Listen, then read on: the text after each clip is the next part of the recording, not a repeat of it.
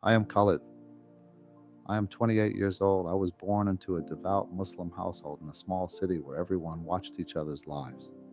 My father was a respected scholar. My mother devoted her life to guiding us in faith and obedience. I memorized the Quran before I could ride a bicycle, reciting prayers with precision while hiding the emptiness that weighed heavily in my chest.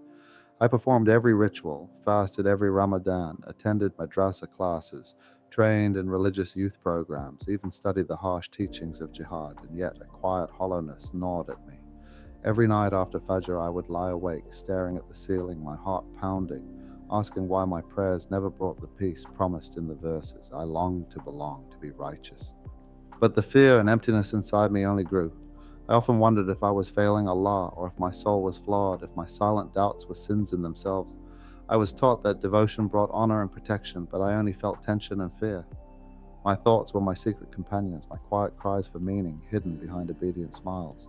I recall the nights trembling in my room, afraid that even breathing wrong might summon divine punishment, afraid that questioning was dangerous. Yet small sparks of curiosity flickered within me, moments when I silently wondered if there was a truth larger than my upbringing, a life beyond the rituals. I buried these sparks, pretended perfect obedience, but they refused to be silenced. I want you watching this to know this story is not about rebellion or disrespect. It is about a heart searching for truth, a soul caught between fear and longing. If you feel trapped or uncertain or searching for answers, I invite you to follow my journey.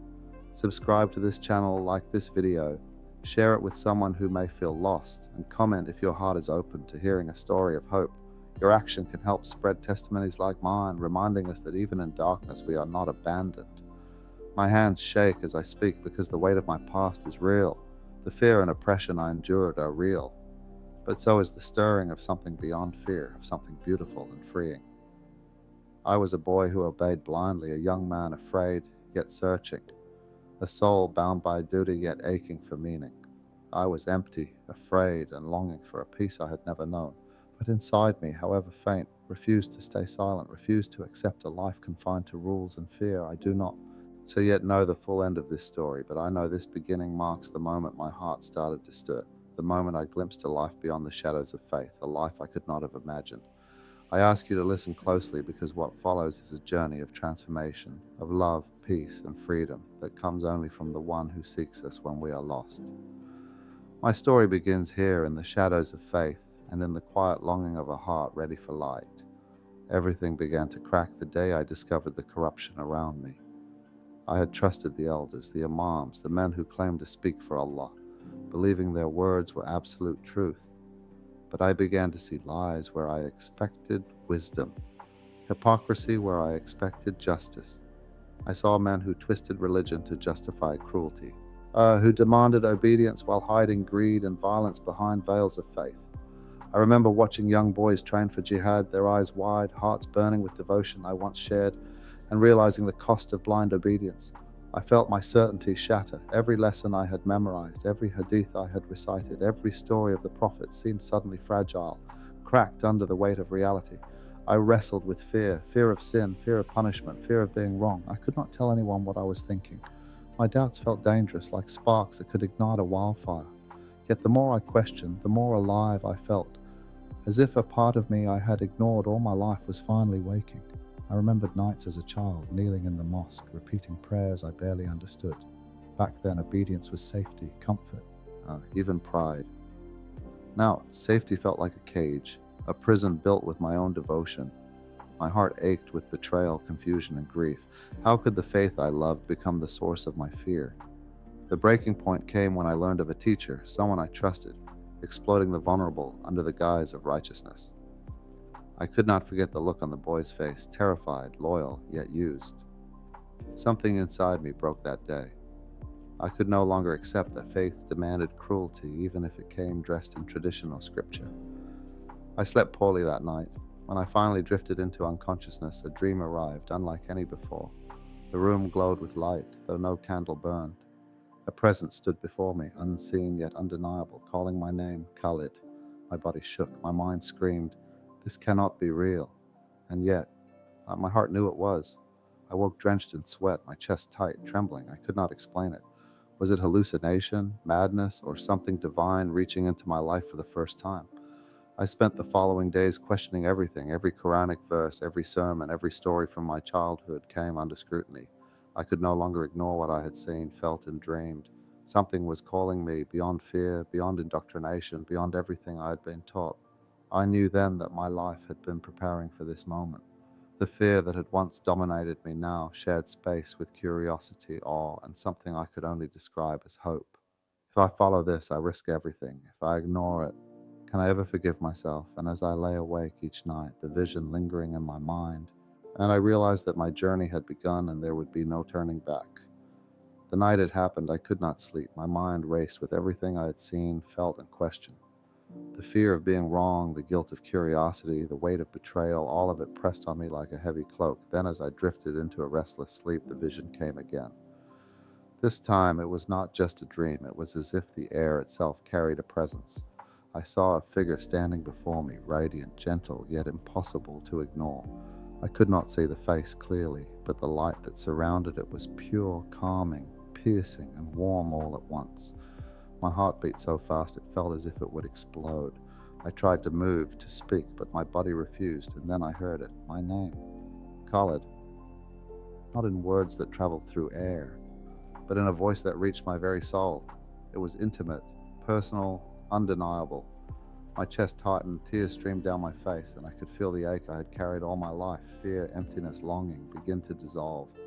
I wanted to run, to wake up, to deny what was happening, yet something inside me held fast. This presence, this voice was not threatening.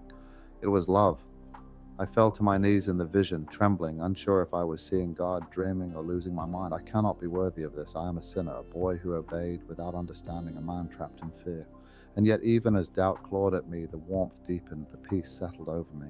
It was as if every fear, every shame, every chain of guilt that had bound me my entire life was being lifted. I wanted to speak, to say something, but no words could reach the weight of what I felt.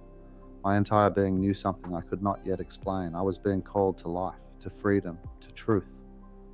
I woke hours later, drenched in sweat, my body shaking, my heart racing, my mind in chaos. I did not understand what had happened. Was it a vision, a hallucination, madness? Or was it the living God reaching for me in the only way I could understand? My chest ached, my tears would not stop, and yet a strange hope bloomed in me. A hope I had never known, a flicker of light in the darkness that had surrounded me all my life. I could not ignore it. No matter how I tried, the vision lingered, calling me, demanding attention. I began to see my life differently.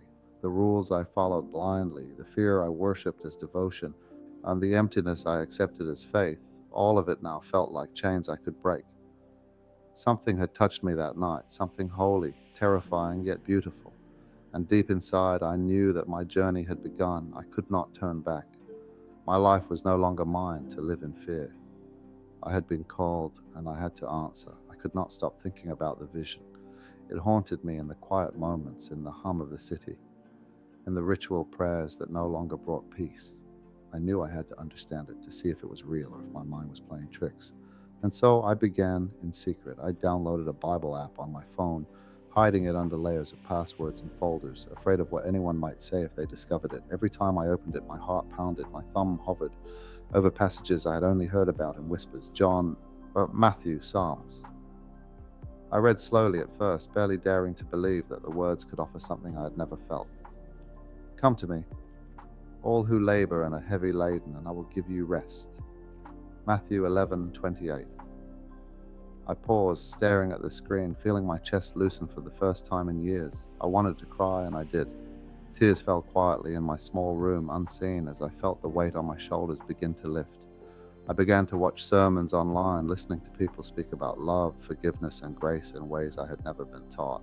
There was no fear in their words, no punishment, no chains, just a freedom that made my soul ache for more. I compared these teachings with the Quran, with everything I had memorized and obeyed, and the contradiction struck me like lightning. Now my heart felt torn between loyalty to my family and my faith, and this new, terrifying hope that whispered of truth. I was consumed by guilt. Every time I prayed silently to Allah, asking for forgiveness if I was sinning, I felt both relief and terror. I feared discovery, feared wrath, feared losing everything I had known. Yet the thrill of learning, of discovering love instead of fear, grew stronger. I felt alive in ways I had never known, a quiet rebellion in my heart that felt sacred. I remembered my childhood, kneeling in the mosque, repeating prayers without understanding, feeling the weight of obligation. And now here I was, reading the Bible, asking questions, feeling curiosity blossom into courage. I was doing what was forbidden, yet every word, every verse, every sermon felt like a hand reaching into the darkness of my soul and lifting me toward light. One afternoon, a neighbor noticed me reading the Bible. I caught his eyes, and in that moment, the walls of my secrecy trembled. I realized the danger I had invited, the cost I might pay. Fear gripped me again, but it was different now. It was tempered by the fire that had begun inside me. I could not go back. I could not pretend again. I had glimpsed truth, and it demanded my attention, my heart, my life. The chapter ends with that tension unresolved, the knowledge that my curiosity had become a path I could not turn from, and that the world around me would soon demand answers I was not sure I could give. I was standing on the edge of a storm, and the first winds were already beginning to blow. The whispers began before anyone spoke directly to me. I could feel it in the mosque, in the market, in the way people's eyes lingered a second too long. I felt the weight of suspicion pressing on my chest, making every breath shallow. My father grew distant, his glances sharp and unreadable, as though he sensed my heart was no longer entirely his. Friends who once laughed with me now avoided me, their smiles tight and uneasy. The isolation was suffocating, but I also felt a strange, quiet liberation. Every time I opened the Bible or whispered Jesus' name under my breath, a small fire ignited inside me, and I knew I was no longer living for fear alone. I wrestled constantly with my heart, truth versus safety, love versus obedience. The teachings I had followed for 28 years suddenly felt like chains, and each secret prayer, and each hidden reading was a small act of rebellion, but a sacred one. I remember the first direct confrontation. It was my father. His voice was calm at first, but the anger simmered just beneath the surface. "Khalid," he said, eyes sharp, "what are you doing? Who are you becoming?" I felt my heart hammer against my ribs, my stomach twisting into knots. I wanted to run, to hide, to deny everything. But I could not. I had glimpsed a truth that would not let me pretend anymore. My chest burned with fear, yet I could feel courage rising in its place. I tried to speak gently, cautiously, words catching in my throat. "Father, there is something I need to tell you. I am changing. I am seeking truth in ways I cannot explain." His eyes widened, and for a moment I saw disbelief, pain, even betrayal. My pulse raced, every instinct screamed to retreat and to remain silent, to survive. But a voice inside, quieter yet stronger than fear, urged me to stand firm. I could feel the tension in the room like a physical force. The air seemed thick, heavy with expectation and anger. I remembered the nights I had trembled in my room, praying, crying, begging for guidance, wondering if I would ever know peace. And now the fear was real and immediate, and yet I felt a strange sense of freedom. This was what it meant to live in truth, no matter the cost. I could feel my faith, fragile yet alive, demanding honesty. My father's voice rose, questioning, warning, threatening, yet I held my gaze, silent but resolute. I realized in that moment that everything I had loved, everything I had known, could be taken from me. My friends, my family, my community, they could turn away. But my soul could not lie to itself any longer. I remember standing there, heart racing, palms sweating, every nerve on fire. And I knew the storm had begun, the walls were closing in, the shadows were thickening, and my life would never be the same. I could no longer remain hidden. The path forward was dangerous, uncertain, and terrifying, but it was mine, and I had chosen it. The day I decided to speak my truth aloud, I felt my entire body trembling, as if every bone and muscle knew the weight of what I was about to do. My father, my mother, my friends, my community, all of them would hear me say words I had whispered in secret for months, words that would change everything. I remember taking a deep breath, feeling my heart hammer, and saying, "I follow Jesus now. I cannot go back. I have seen him. I have felt his peace. He is my life." The room went silent. My father's face twisted in shock, disbelief, and anger. My mother covered her mouth with her hands, tears welling in her eyes. Friends looked away, some with hurt, some with fear. I saw the betrayal in their eyes, and my chest ached with grief. I had anticipated their anger, but I had not anticipated the depth of sorrow I felt for losing their immediate love. Yet beneath that sorrow, a strange, fierce peace settled in my heart. I was standing in truth for the first time in my life. Fear was still there, yes, sharp and cold, threatening to undo me. But it no longer ruled me. I could feel the chains of obedience, of ritual, of dread breaking as I spoke. I was free, even if the cost was everything I had known. I remembered the nights of trembling, the secret readings, the whispered prayers, and the fire in my chest that had urged me toward this moment. All of it had led here, and I could not turn back. My friends began to murmur, whispers of disbelief floating like smoke around me. Some accused me of madness, some of betrayal, some of sin. My father's voice rose, sharp, accusing, demanding that I recant. But I could not. I had glimpsed something larger than fear, larger than rules, larger than obedience. Jesus had reached me in ways I could not ignore. I looked at my father, the man who had raised me, guided me, disciplined me, and I saw both the love he had given me and the walls built by tradition, pride, and fear. I did not strike back. I did not argue. I did not raise my voice. I simply said, I cannot go back. This is who I am. I follow Christ. The hours stretched, words clashed, accusations flew, tears fell. And the room was thick with anger and grief. Yet in the midst of it, I felt something stronger, the unshakable presence of God holding me steady, giving me courage I had never known. I remembered every moment of my past fear, every night I had lain awake trembling, and I realized I was no longer that boy. I was a man standing in truth, standing in light. The storm had come, the world had turned against me, and yet I felt a strange exhilaration, a liberation I could not describe. I knew the road ahead would be perilous. Some whispered I should flee, some warned of danger, some promised exile. And yet I could not deny the call I had received, the vision that had burned into my soul, the love that had found me when all else seemed lost. I was alone, yes, but I was no longer afraid. And in that terrifying solitude, I discovered a courage, a freedom, and a peace I had never imagined possible. The cost of speaking my truth hit me faster than I could have imagined. Invitations stopped coming. Friends who had once laughed and shared secrets with me vanished without explanation. I walked through streets that once felt familiar, and now every glance, every whisper felt like a blade slicing into me. The mosque I had grown up in, the place that had been my sanctuary, now felt like a cage, and I could feel suspicion in every stare. Even my family, the ones I had loved and obeyed for my entire life, began to retreat from me, leaving a hollow ache where love had once been. Each day I faced isolation. Each night I felt grief clawing at my chest. I mourned what I had lost, the relationships, the warmth, the sense of belonging. And yet in the same moments, I felt something extraordinary. A freedom I had never known, a release from the fear and chains that had bound me for so long. I could breathe in a way I had never been allowed to before. The threats began subtly at first. Warnings whispered in the marketplace, men I barely knew giving me cautioning glances. Then came the sharper words, veiled threats from community members who had once smiled at me. I remembered the eyes of my neighbors, the judgment of strangers, the disappointment of my father's gaze, and I understood that my life would never be the same. I could no longer hide, and I could no longer pretend. Each time I prayed to Jesus, each time I opened my Bible, each time I whispered his name in secret, I felt both fear and courage entwined in a strange, painful dance. I spent long nights reflecting on all I had left behind. The teachings I had obeyed blindly, the rituals I had performed with trembling precision, the relationships I had nurtured, all of it now felt fragile, like smoke slipping through my fingers. I remembered the verses I had memorized as a boy, the fear they carried, the weight of obedience without understanding. And I contrasted them with the peace I was discovering, the love that reached into the depths of my soul, the sense of truth that no threat could shake. But the most difficult moment was yet to come. I knew I would have to face him, my father, the man who had shaped my life, who had demanded my obedience, who had given me everything yet expected everything in return. I dreaded the confrontation, knowing it would test the limits of my courage and faith.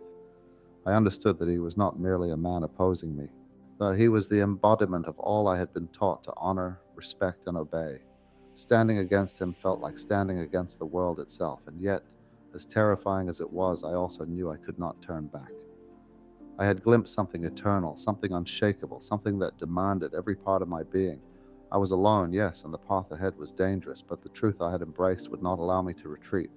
I felt grief, fear, and despair, yet also hope, courage, and the first real peace I had ever known.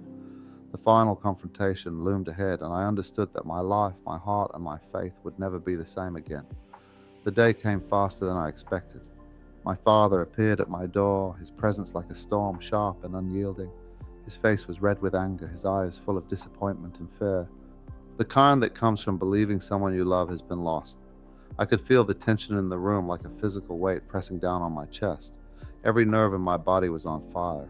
I knew what this confrontation meant, not just words, but the tearing of bonds that had shaped me for 28 years. I took a deep breath and steadied myself, feeling the tremble in my hands and the pounding in my heart. Khalid, he said, voice low but threatening, what have you done? Who are you now? What have you become? My mind raced with memories of my childhood, kneeling in the mosque, reciting Quranic verses without understanding, striving to be perfect, trembling with fear and obedience. I remembered the night spent questioning, the secret prayers, the vision that had changed everything. I could not lie, not now. Father, I began, my voice shaking, I am still your son. I love you. I always have. But I have seen Jesus. I have felt his peace. He has changed my heart. I cannot go back to living in fear and rules that crush the soul. This is who I am now. I follow him. His eyes widened in shock. The silence in the room was heavy, almost unbearable. Then came the anger, the questions, the accusations, the warnings about sin, shame, and community. He spoke of duty, of family honor, of everything I had once lived to uphold.